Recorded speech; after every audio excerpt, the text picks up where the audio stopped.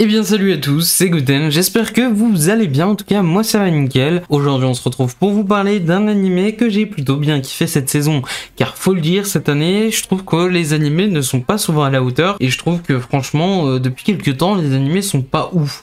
Certes il y en a qui tirent leur épingle du jeu comme celui-là que je vais te présenter. Ou j'en ai encore un autre en tête, Miroku-chan, que je te présenterai plus tard. Mais je trouve que la plupart des animés en ce moment sont plutôt bof. Et c'est dommage, je trouve que d'habitude il y avait quand même 7 animés qui faisaient la chose. Et cette saison, certes, il y en a 2-3 qui sortent du lot, mais c'est tout. Et je vais te parler d'un animé qui sort du lot, justement, et je vais te parler de The World Finest Assassin, Get Reincarnated in Another World, as an Aristocrate. En gros, le meilleur assassin du monde qui est réincarné dans un autre monde, en aristocrate, tout simplement. Je sais, Google Traduction est en moi, et sans plus tarder, je te présente l'animé. De quoi parle l'animé? Ben c'est tout simplement, on suit le plus grand assassin au monde, tout simplement. Il a été dans une organisation, et cette organisation l'a trahi et l'a fait tuer. Et franchement, il a les boules de s'être fait trahir alors qu'il a toujours été droit devant justement cette organisation. Et à son dernier souffle, il se réveille devant une déesse qui tout simplement lui propose de se réincarner dans un autre monde. Cependant, elle va lui poser une condition, il doit assassiner le héros de ce monde, ou soit il se réincarne mais sans ses souvenirs. Bien évidemment, notre héros, si on peut appeler ça comme ça, va choisir cette solution et il a désormais du coup un objectif précis. Il se réincarne en tant que Luftuata, le dernier de la lignée d'assassins de la famille Doigté. Je viens de me rendre compte que dit comme ça, c'est très bizarre en fait, la famille Doigté.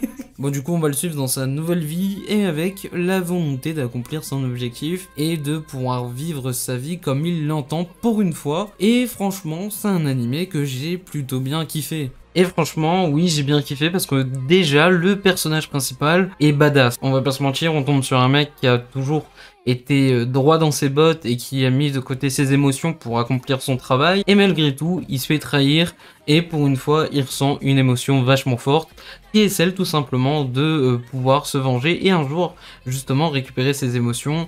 Et il veut plus avoir le seum et ne veut plus être quelqu'un qui est utilisé comme un simple objet. Il veut tout simplement vivre sa vie et je trouve ça grave intéressant parce qu'aujourd'hui beaucoup de gens pensent à être des objets en mode je ne ressens rien alors que notre protagoniste il a fait ça toute sa vie et putain qu'est-ce qu'il a le seum. Donc ne soyez pas sans émotion, c'est très important. Et franchement, j'ai lu pas mal d'avis qui disaient que tout simplement ça allait finir en harem, je sais pas quoi, alors que pourtant, sur les premiers épisodes, le protagoniste, justement, était dans l'optique de justement abuser de la personne, c'est-à-dire de, en gros, pas lui faire un lavage de cerveau, mais de la manipuler pour tout simplement accomplir ses objectifs. Donc, à partir d'un moment, dire harem alors que le mec se sert juste de la personne comme si c'était un objet, alors que lui-même était considéré comme un objet auparavant, et ben, désolé, hein, mais c'est pas un harem, loin de là. De plus, l'anecdote qui m'a fait un peu rire, c'est que vous allez rigoler, c'est sûr, mais c'est le même auteur que Redo of Filler. Ah ouais!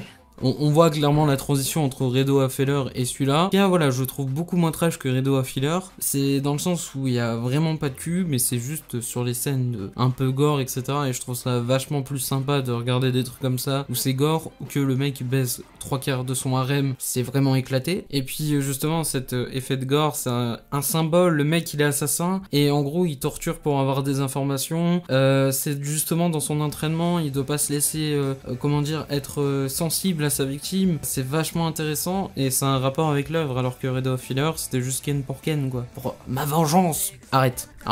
Voilà, petite pique envers Redo of Filler. Enfin bref, en tout cas moi j'ai vraiment été pris par l'histoire aussi, qui est vachement je trouve intéressante, on se laisse aller, et franchement ça se laisse regarder, et il y a pas mal d'intrigues qui vont justement arriver par la suite. C'est réalisé par le studio Silverlink, c'est un studio que j'affectionne beaucoup. J'ai dans la tête qu'ils ont fait Maougaku in Futeki Gusha, c'est un animé que j'ai bien kiffé. Donc pour moi c'est un studio qui fournit de la qualité assez souvent. Bien sûr ils ont déjà fait des échecs, un peu comme tout studio, et c'est normal. Mais souvent, quand je regarde Silverlink, leur animé, bah franchement, je suis pas déçu. Et encore une fois, c'est une plutôt grosse surprise. Car faut se le dire, niveau animation, c'est pas incroyable, mais la qualité est large présente. Et même les chara design sont assez sympas. Et pour vous dire, il y a un truc que j'ai bien kiffé, c'est qu'on voit la différence entre les deux mondes. Par exemple, au début, je trouve que le héros, avant d'être réincarné, il a un chara design assez différent. Je veux dire, c'est pas les mêmes dessins. Et ça se sent. Et c'est un effort que j'ai apprécié, car tu vois la différence entre les deux mondes. Et c'est un effort du studio que j'ai grave apprécié et il faut le souligner.